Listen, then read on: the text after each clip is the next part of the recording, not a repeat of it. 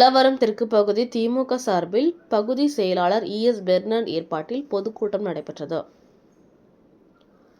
செங்கல்பட்டு மாவட்டம் தாம்பரம் மாநகர பல்லவரம் தெற்கு பகுதி திமுக சார்பில் பகுதி செயலாளர் ES பெர்னார்ட் அவர்கள் தலைமையில் நடைபெற்ற கழக அரசின் சாதனைகளை விளக்க மாபெரும் பொதுக்கூட்டத்தில் காஞ்சி வடக்கு மாவட்ட கழக துணை செயலாளர், பல்லாவரம் சட்டமன்ற உறுப்பினர் கருணாநிதி, தாம்பரம் மாநகர செயலாளர், தாம்பரம் சட்டமன்ற உறுப்பினர் SR ராஜா, தலைமை கழக பேச்சாளர் கரூர் முரளி ஆகியோர் கழக அரசின் சாதனைகளை விளக்கி சிறப்புரையாற்றினார்கள். இந்நிகழ்வில் மண்டல குழு தலைவர் ஜோசப் அண்ணாதுரை, மாநில தகவல் தொழில்நுட்ப அணி துணை செயலாளர் தமிழ்மாறன், மாமன்ற உறுப்பினர் மகேஸ்வரி கார்த்திகேயன், ராஜ்குமார், முஜிபுர் ரஹ்மான், வழக்கறிஞர் ராஜாராம், மாவட்ட இளைஞரணி துணை அமைப்பாளர் ஜானகிராமன், மாவட்ட மாநகர பகுதி அணிகளின் நிர்வாகிகள், மாவட்ட பிரதிநிதிகள், பகுதி கழக நிர்வாகிகள், மாநகர பிரதிநிதிகள், மாமன்ற உறுப்பினர்கள், வட்டக்கழக செயலாளர்கள், கழக நிர்வாகிகள் மற்றும் பொதுமக்கள் அனைவரும் கலந்து கொண்டு சிறப்பித்தனர். இரண்டு பேருக்கும் ஒரே லட்சியம்தான், எல்லோருக்கும் எல்லாம் கிடைக்க வேண்டும். மனிதர் நமக்குள்ள உயர்வு தாழ்வு இருந்திடக்கூடாது. நாம் அனைவரும் சமம். இந்த ஒரு அரசாங்கத்தில் எல்லாருடைய பங்கும் இருக்கணும், எல்லாருடைய பிரதிநிதித்துவம் இந்த அரசில் இருக்கணும் அப்படின்னு இவங்க ரெண்டு பேருமே அந்த ஒரு கொள்கையை தான் வச்சிருந்தாங்க. ஆனால் இன்னைக்கு வடக்கில் நம்ம தெற்கில் இருக்க மாதிரியான இங்கே இருக்கக்கூடிய ஒரு அரசியல் முன்னேற்றம், இந்த சமுதாயத்தில் இருக்கக்கூடிய முன்னேற்றம் வடக்கு பகுதியில் இருக்கக்கூடிய இந்த நாட்டுல இருக்குதான்னு கேட்டால் கிடையாது. அது ஏன்னு சொன்னால் அங்கே அம்பேத்கருக்கு அப்புறம் அவருடைய கொள்கைகளை எடுத்து செல்வதற்கான வழித்தோன்றல்கள் இல்லை.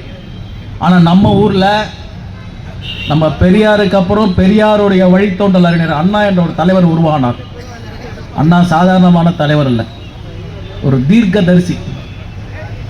பெரியாருடைய லட்சியங்களை அவர் கொள்கையாக ஏற்றுக்கொண்டார். அந்த கொள்கையை இந்த நாட்டிலே சட்டமாக ஏற்றிட வேண்டும் என்றால் நமக்கு தேர்தல் அரசியல் தேவை என்று முடிவு செய்தார். நம்ம எல்லாம் தேர்தல் அரசியலில் ஈடுபட செய்தார். அதனால தான் அந்த கொள்கையை, பெரியாரோட லட்சியங்களில் கனவுகளை இன்னைக்கு நம்மளால நிறைவேற்ற முடிஞ்சது. இதான் உண்மை.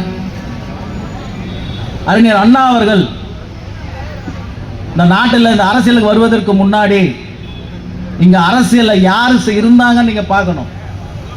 மிட்டா மிராசுதார்கள், ஜமீன்தார்கள், செல்வந்தர்கள், அவங்க தான் அரசியல் இருந்தாங்க. அண்ணா வந்ததுக்கு அப்புறம் தான் நம்மை போன்ற ஏழை எளியவர்கள் அரசியல்லாம் என்னன்னு தெரியப்படுத்தினார். முடித்திருத்த கடையிலையும் டீ கடையிலையும் தான் அரசியலை அவர் கொண்டு சேர்த்தார். நம்மை போன்றவர்களுக்கு அரசியல் அறிவை ஏற்படுத்தார், அரசியல் விழிப்புணர்வை ஏற்படுத்தியவர் தான் பேரறிஞர் பெருந்தகை அறிஞர் அண்ணா அவர்கள். ஆனால் காலம் அவரை 2 வருஷத்துல இட்டுன்னு போயிடுச்சு.